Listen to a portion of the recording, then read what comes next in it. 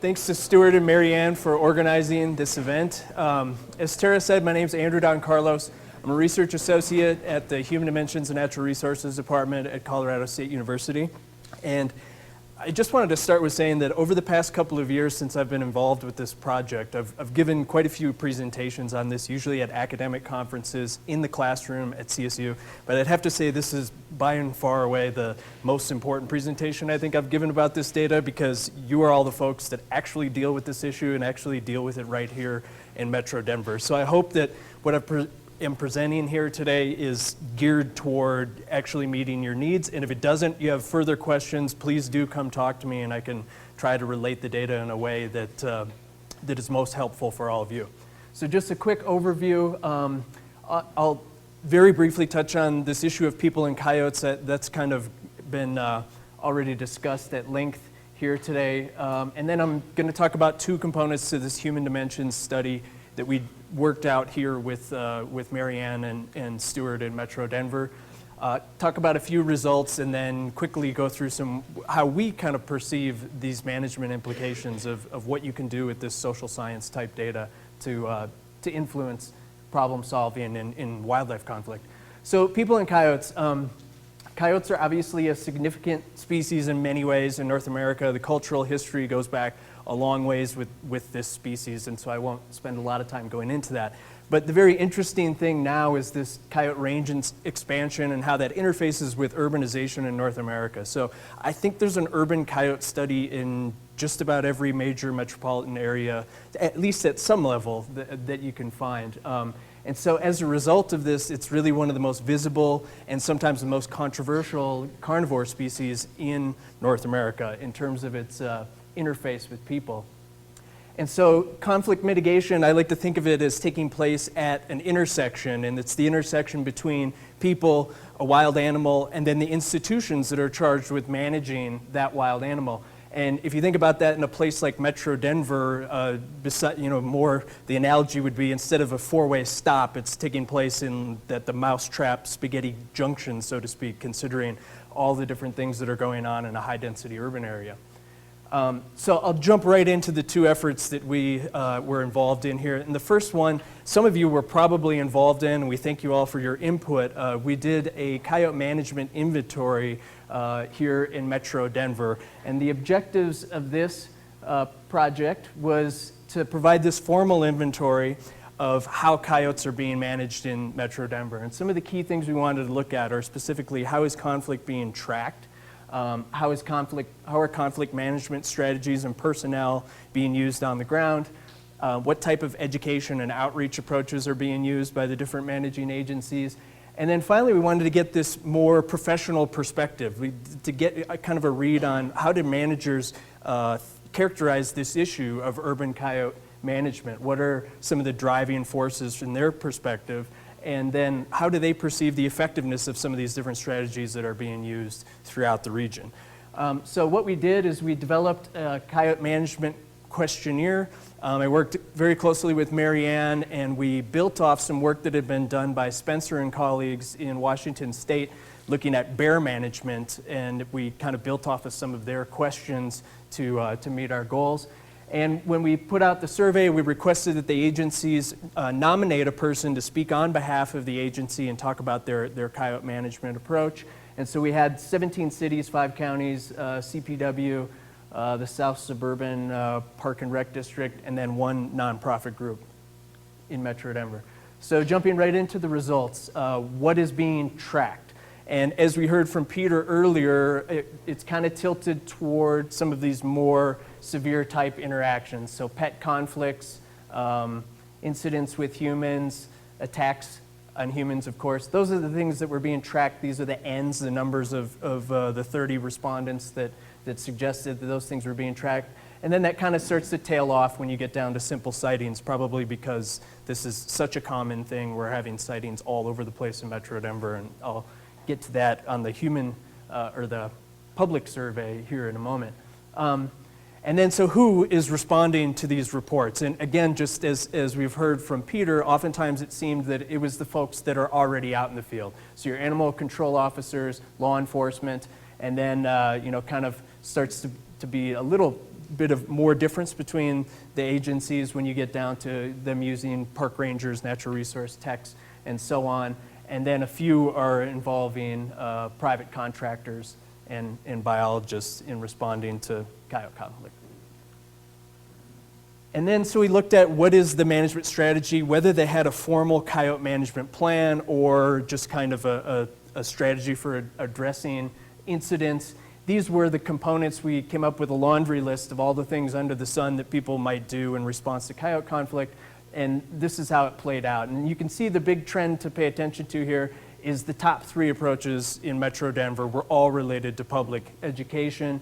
Enforcement is a close second. Dogs and wildlife feeding were more of a focus than cats. Only a few said that they actively enforced cat at large ordinances.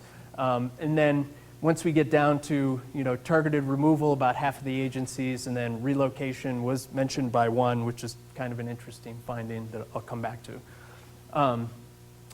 So education being the key focus, what are they doing for education? So we asked what types of materials are likely to be used, and what we find is these traditional kind of brochures, signs in the neighborhood, information posted on agency websites, and then further down we have kind of some of the more new social media text message type things are starting to be used by about half of the agencies that we collected data from. So then getting more into this like professional perspective piece of it, how do managers characterize this issue? And the interesting finding here was that it wasn't something related to economics, which we see in a lot of rural coyote management contexts in terms of agricultural damage and that sort of thing. It was really characterized by most folks as an emotional and political issue.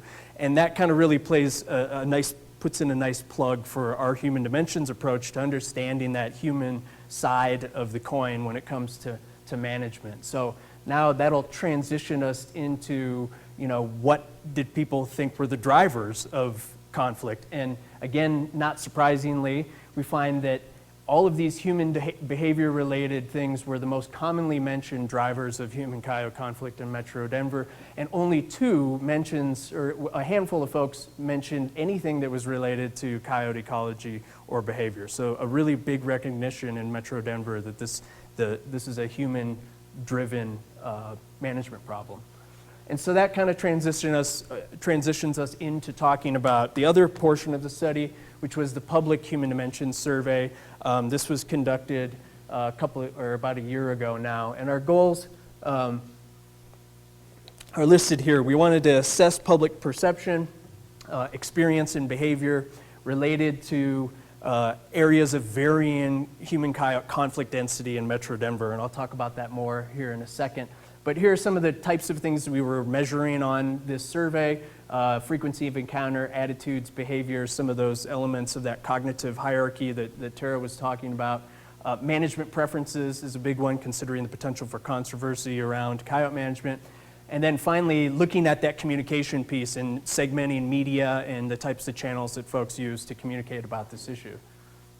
So what we did is we conducted a spatially linked online and mailback questionnaire in Metro Denver. We ended up with over 4,000 responses, and the data collection was primarily, data was coming in throughout the entire year of 2013. So this year we've just really been digging into this data and analyzing it.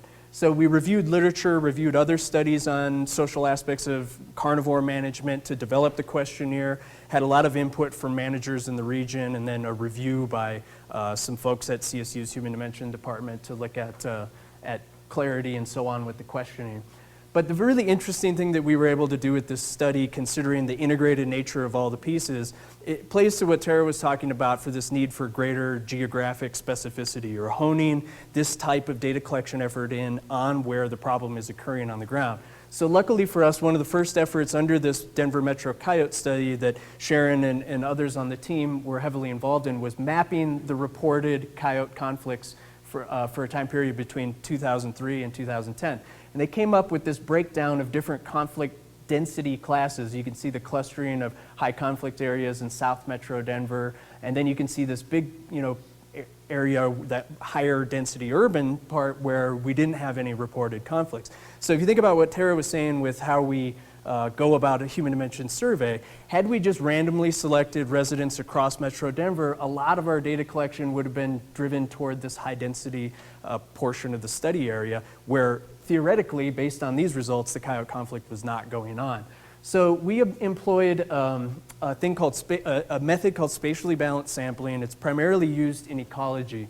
And so what we did is we segmented the population and we dropped 15 points in each of the conflict density classes. We included a no conflict class.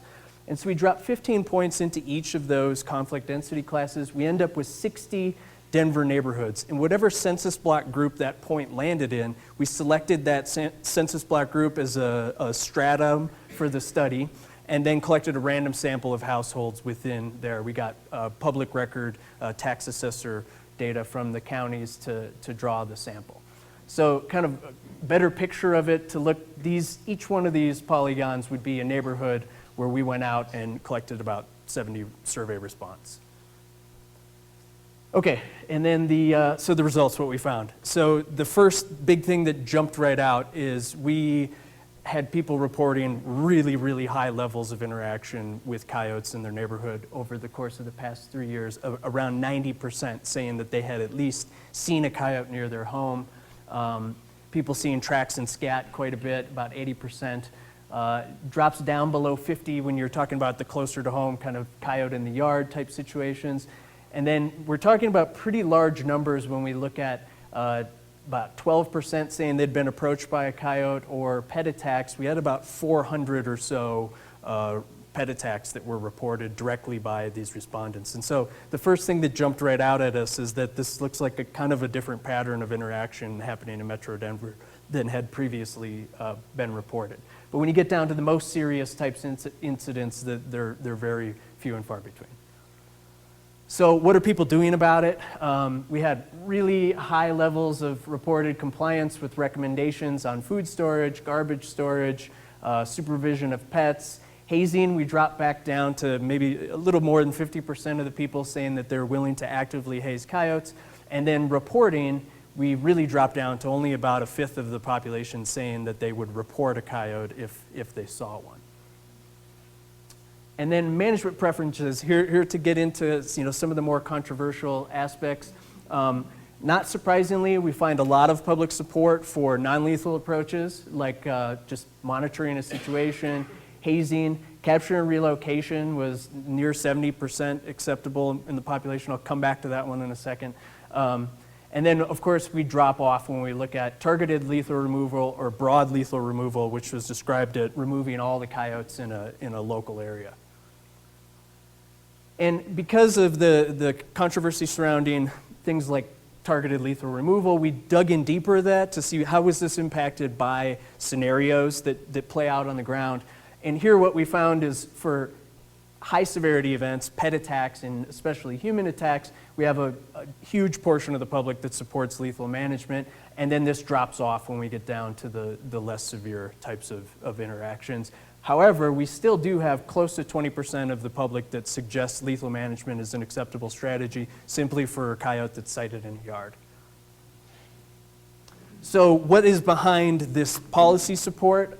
We kind of took a social psychology approach to this to look at what are the drivers potentially of this and how can we understand what is making people support policy A versus policy B.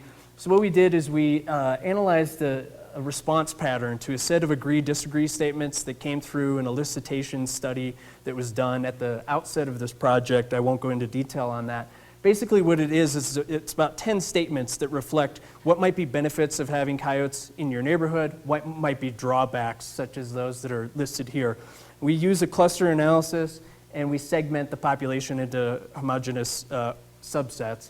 And this is what we come up with. We have about 45% of our Denver Metro respondents that are, consistently pro-coyote. They think that there are lots of enjoyment and ecological benefits. They tend to disagree when you talk about the drawbacks and inconveniences of having coyotes. You have a mixed group that was either kind of neutral on the topic or ambivalent in that they saw both benefits and drawbacks, so they kind of gravitate toward the center. And then we had this consistently negative group of close to 20% that tended to agree that there were all of these negatives or drawbacks of having coyotes, but very few benefits. So that's the breakdown we found in the study area. And then the thing that we can do with this is then look at how this impacts support for different policies. So here's that same set of management actions going from hazing all the way down to broad lethal removal. And you can see that the pattern really starts to emerge, that you have your pro-coyote and your kind of middle of the road group that are highly supportive of non-lethal management. And then you have that 20% or so of the population that are really supportive of targeted and broad lethal removal. So what this does is it kind of allows a manager to look at that breakdown and understand, going into situation A or B, what might be the local public reaction. And then finally, one of the key things we wanted to do here is then look at, if communication is going to be one of the key ways that we address coyote conflict, how can we shed some light on effectiveness for communication? So we did a media segmentation, and right off the bat, it had some promising results.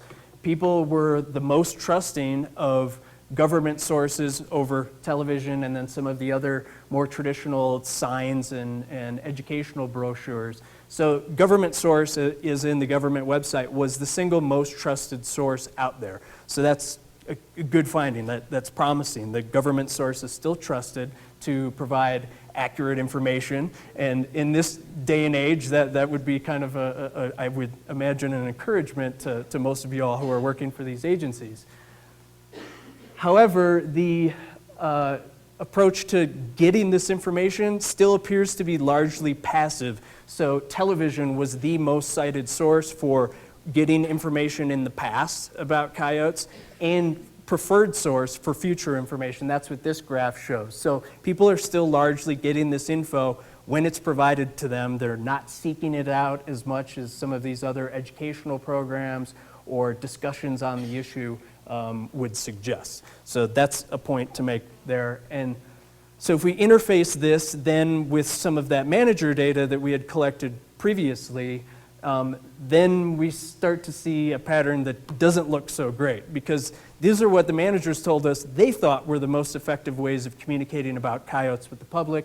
And you can see there's quite a divergence here between the channels that the managers prefer to use versus those that the public prefers to use. So this was kind of a low-hanging fruit type finding for us to look at, for everybody to start at a baseline with how does the public get their information and how are we delivering it, to look at effectiveness of communication, given that that's going to be a key strategy in the future for coyote conflict mitigation. And then quickly to wrap up, just a quick illustration of what this spatially balanced sampling approach is going to allow us to do. If we look at a couple of these census block group neighborhoods in Adams County in the North Glen, Westminster area, what we find is that these were all areas of low or no coyote conflict density according to that initial effort that was done by Sharon and others. And we found a very different pattern. About 80% of folks there said that they were seeing coyotes near their homes in the last 3 years. 10% had been approached. 5% were suggesting they had conflicts with pets. And if we look at that even closer at these neighborhood levels where we collected the data, a pattern emerges that on the east side of the county, we have much lower levels of interaction. And then over here, we have 77 to 90% of the folks saying that they've interacted with a coyote near their home. And we can do the same thing then with our attitude measures. So if we take that attitude breakdown and look at it at this neighborhood scale, we find that the attitude breakdown's not even the same, even within these same communities that you would expect to be more homogeneous. We see a different attitude breakdown in the western half than we do in the eastern portion near the I-25 corridor. So that's just one quick illustration of kind of where we're headed in the future with this data, to be able to look at that neighborhood scale and see how this issue plays out on the ground. So a couple of quick take-home points that I've kind of already hit on is that we think that this information could help with understanding the public perceptions and behaviors that are related to coyote conflict. So specifically, it looks like we may be pointing out some issues with conflict reporting bias, in that there were a lot of areas where we have survey data that would suggest much higher coyote interaction and much higher level of conflict that may be going unreported. And so it begs the question to managers, who are we asking to report? What types of things do we want them to report? Is there some threshold of coyote interaction beyond which a report is warranted, and beneath that we don't care? But as was pointed out previously, tracking this issue is one of the key first steps to coming up with comprehensive mitigation techniques. So that might be one issue. When we talked about hazing, there was broad support for hazing, but when we looked at behaviors related to hazing, it appeared that there were segments of the population, especially that positive attitude group, who might have some disagreements about how appropriate it is to haze coyotes and how effective it is to actually haze coyotes. So that's another one of these divergences between managers and the public that could be addressed. On the very basic level, understanding these attitudes can allow us to help predict the types of reactions we might have when a scenario plays out at that neighborhood scale. And then, as Tara had mentioned, furthermore, we want to understand the basis, what's driving those attitudes toward management, so that if we track that across the landscape and we track that over time, we might have the ability to predict where are we headed with coyote management in Metro Denver. As urbanization increases, the potential for this type of conflict would obviously increase, and how can we be out in front of that curve and understand what's likely to be coming down the pike. And then finally, the targeted public engagement. So really using this data to understand your source, to understand the media channels you're using to deliver information, and then the recipient, and then the content and the messaging as well. So we identified some of these knowledge gaps. Capture and relocate jumped right out at us. It's not used. It's against Colorado Parks and Wildlife regulation.